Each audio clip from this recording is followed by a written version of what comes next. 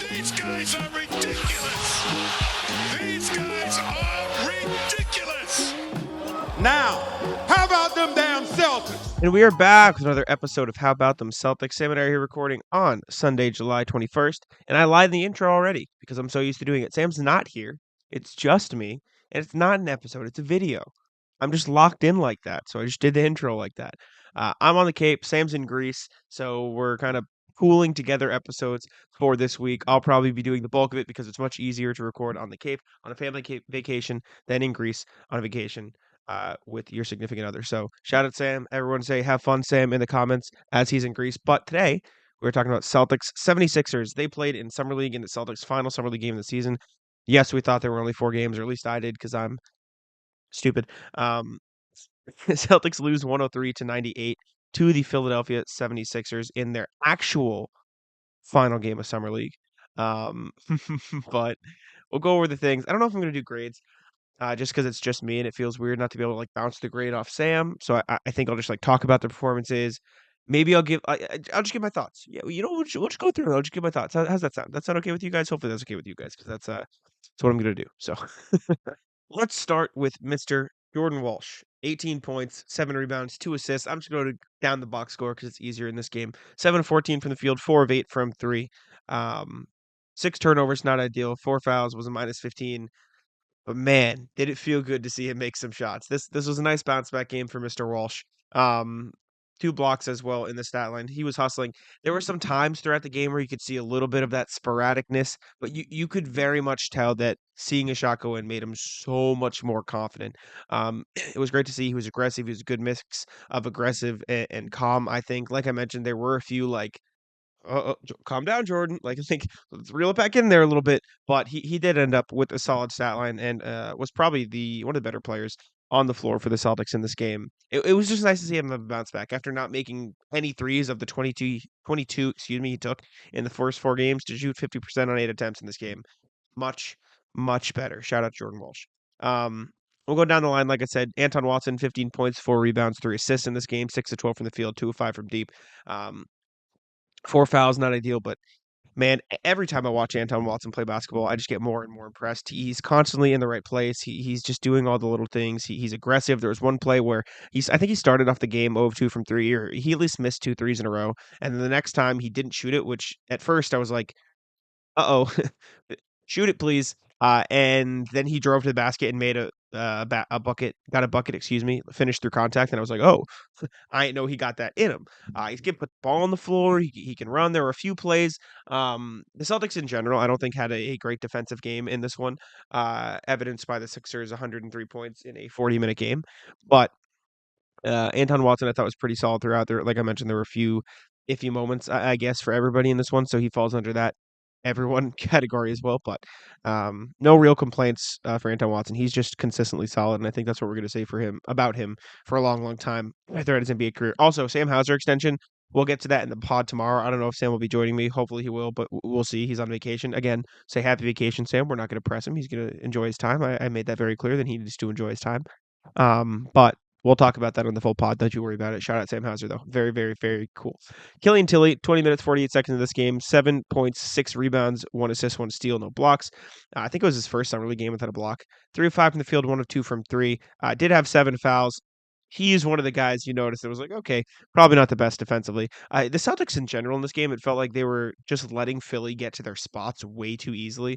Like they were just kind of welcoming the Sixers into whatever spot they wanted and then playing defense from there, which is not exactly what you want to do as a defensive team or a team in general. So that definitely wasn't great. Tilly was okay in this game. It felt like one of his, I don't want to say worse games of Summer League, but he has been better, I would say, in the past few games. Just felt like he was a little bit off.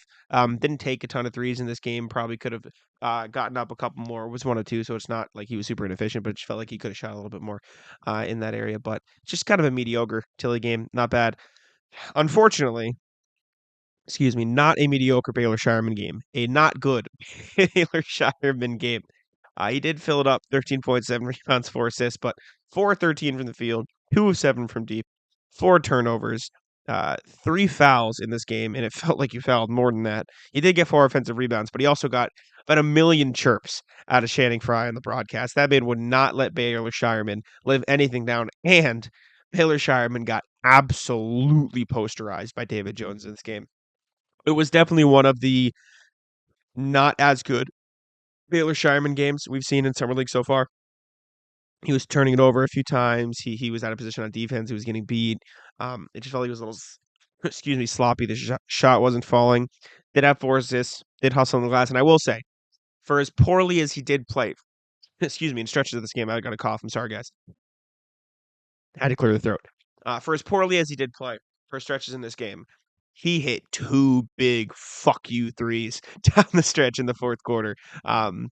He is consistently unafraid. There was, I think, right after he got posterized by David Jones, he came down and he just nailed a 3. Like, he doesn't care, and that's a very good thing. So, for as bad as he played in this game, this was probably one of his worst summer league games of the 5-game stint. The fact that he's able to just play through it and just keep shooting and have the confidence to just keep playing his game and keep doing what he does, I think is a very good thing at the end of the day. Drew Peterson, 6 points, excuse me, 3 rebounds, 3 assists. I've had a cough all vacation. I'm very sorry. I'm going to try my best to stop. 2-6, 0-4 from 3. 3 fouls.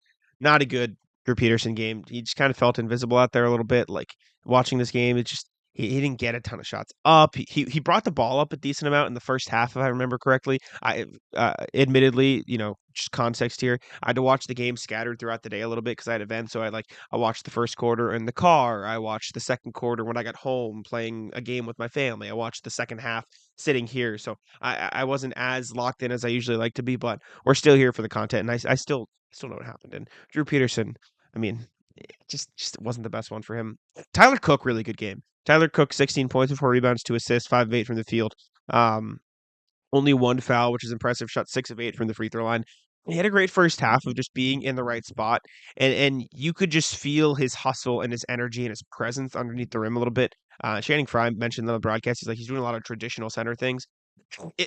Tyler Cook feels like the type of player who, if he was 6'10", 7 foot, like even 6'10", 7 foot ideally, but even if he was like 2 inches taller, 6'10", he'd probably have a spot at the end of a bench somewhere in the NBA. But he's 6'8", so he's just a little bit undersized. Like, he's got the instincts, he's got the athleticism, he's got the body, he's got the knowledge, and some of the tools to be a traditional center in the NBA. But to be a traditional center in the NBA, i.e., not a shooter, got to be at least like 6'10", 6'11", like a Drew Eubanks or a Jock Lawndale or one of these guys who's filling out an end of a roster spot and can give you a couple minutes.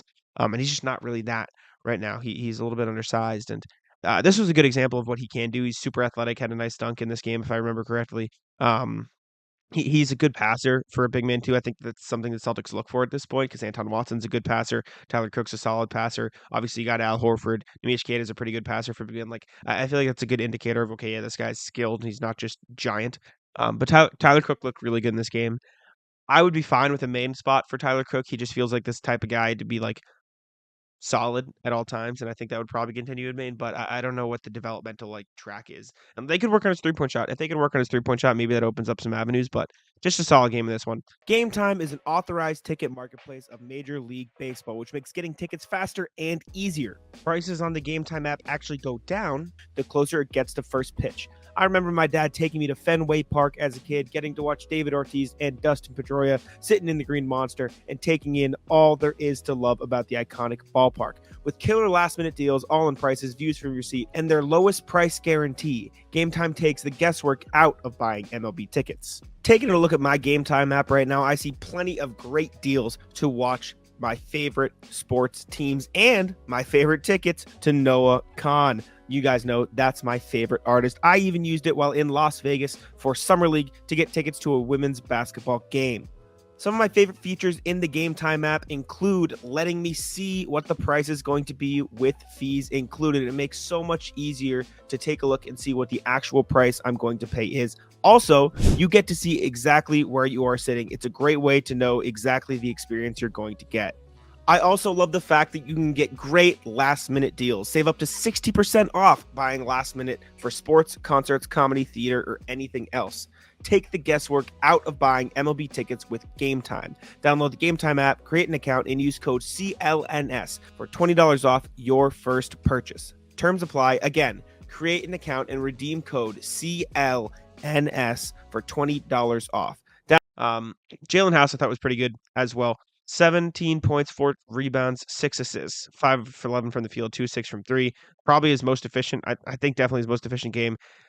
9 fouls though. He's another guy who got clowned by Channing Frye a bit on the broadcast. 9 fouls in this game for Jaylen House was definitely not ideal. I do think he got a little bit hosed on a couple of them. I have a little bit of bias towards Jaylen House just because I like the way he plays.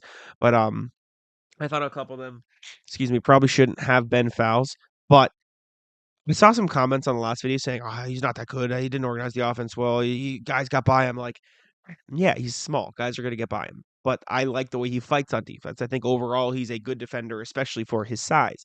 Is he the perfect guy to run the offense? No, but I think he did a pretty good job of organizing them in this one, and I think he did an okay job the other night. Like, I think the context is like he's not as good as organizing the offense as Jaden Springer or Baylor Scheierman or Jared McCain on the Sixers, who had a pretty good game before they took him out. But like all those guys are first round picks. Like Jaylen House, excuse me, is an undrafted rookie for a reason who spent 5 years in college and transferred. Like there's context here. I think Jaylen House is playing really well for what he is.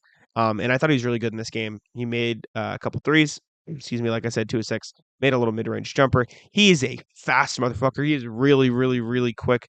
He was even talking to the Sixers bench at one point. I'm just a fan. I just like the way he plays, and so I'm going to continue to be a fan of him. So shout out Jaylen House. I enjoyed the way he played in this game. Um, Lastly, Tristan Enaruna, 6 points, 3 of 6 from the field, 0 of 3 from deep. Just not great, man. He just was underwhelming. He didn't have any rebounds in this game, which is weird because it felt like he attacked the glass pretty well. Like he's just always in there. I think he had a tip out that should have counted as a rebound for him, but they didn't give it to him. He's athletic. He had a super cool dunk, which is fun. It just feels like he doesn't bring much else to the table. And I got crap from some of you guys in the comments when I watched him. I said like it feels like he could be okay, but a lot of the skills that he had in college don't feel like they'll translate to that of a role player. And everyone was like, "This guy hates everybody." Like he it you can see it happening. He's not a great 3-point shooter, so he's not able to space that way. He's an okay cutter off the ball, so he'll get a duck in here and there, and he had one today where he ducks in, slips a screen and gets a dunk, and that's cool. But like realistically, he just kind of plays like a less good of a rebounder, less athletic O'Shea Brissett. And O'Shea Brissett's a fine player, but what kind of role is that guy going to have if you have to build him into that type of play? He feels like he's the type of guy who needs to be on a team that can give him a little bit more freedom to have the ball in his hand, let him play with the G League team a little bit, and be one of their focal points so he can show off what he can do. He doesn't feel like a good fit for the Celtics is kind of my point, at least from what I've seen. And he didn't really get a lot of run, anyways, in summer league. So Drew Peterson actually got back into the rotation now that we've talked about all the guys who did end up playing in this game. I'm going to talk about some other things. Drew Peterson didn't play in the last game, but did play in this game. And so I feel like they wanted to get him a little bit more run, or maybe they just needed a guy to play. Unfortunately, he didn't really show out as well as some people might have wanted him to see him do. Jaden Springer and Amish Cato, obviously they weren't even on the bench. I think they went home. I think they're just gone. I didn't see Jamias Ramsey there either. I'm not in Vegas, obviously, but I didn't see him there either, so maybe he's also gone. I don't know if he's going to get a two-way spot or how that's going to go. J.D. Davison and Ron Harper were there on the bench in street clothes. Ron Harper not playing is really interesting to me. He did play pretty well in the last game against the Mavs, so maybe they're just content with the way he played and going to go from there. J.D. Davison seems like an obvious sit. But we already did our tier list. If you want our full thoughts on how everybody played in Summer League, go check out our thoughts there. Obviously, we was only through 4 games because Sam had to go, and my dumbass didn't realize there was a 5th game for whatever reason.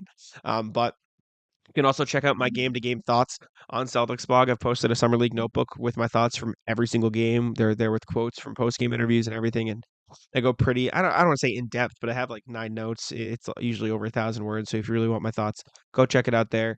In this game, if I had to give out an A plus, I would say Jordan Walsh, just for the fact that he bounced back the way he did. Again, you still saw a couple moments of like, slow down there, buddy. He rushes himself. He's a little anxious to shoot the ball or jumping the gun a little bit on some things, but the way he was able to bounce back was nice in this one. Anton Watson just consistently solid as well.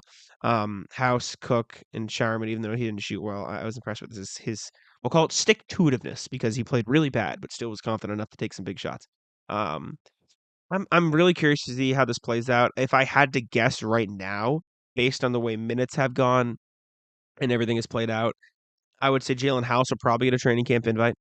I think he's played well enough, and showed out enough to earn that. I think Anton Watson is definitely going to get that last two-way or maybe even the 15th roster spot. I'd say Drew Peterson might be on the chopping block if they like one of these other guys. Like, I don't know who would be. Like, if they like Ron Harper enough, maybe they'll give him the two-way.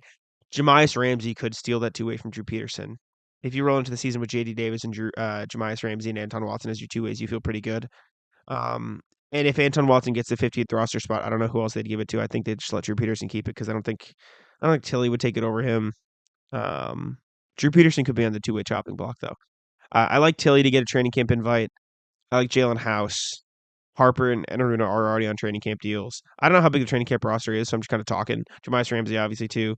That might be the last you see of Cook unless he gets a main deal. Same with Tilly, unless he gets a main deal. Although I was really impressed with Tilly, though, because he is a good shooter. He's a confident shooter. He's in like an instinctive defender, too. So I don't know. I'm pretty happy with the summer league roster they put together. Curious to see who they'll bring into training camp. But yeah, appreciate y'all for tuning in. Make sure to leave a like, subscribe, and I won't let Sam wrap it up, as I was about to say, because he's not here. But you can follow Sam at SamLaFrance on Twitter. You can follow me at Jackson Moen. Wow. See, I'm not Sam. I can't do the outro. I don't got it like him. I'll go through like this. TikTok, Instagram, and Twitter at How About Them C's. Follow us there. Facebook is the name of the pod, How About Them Celtics.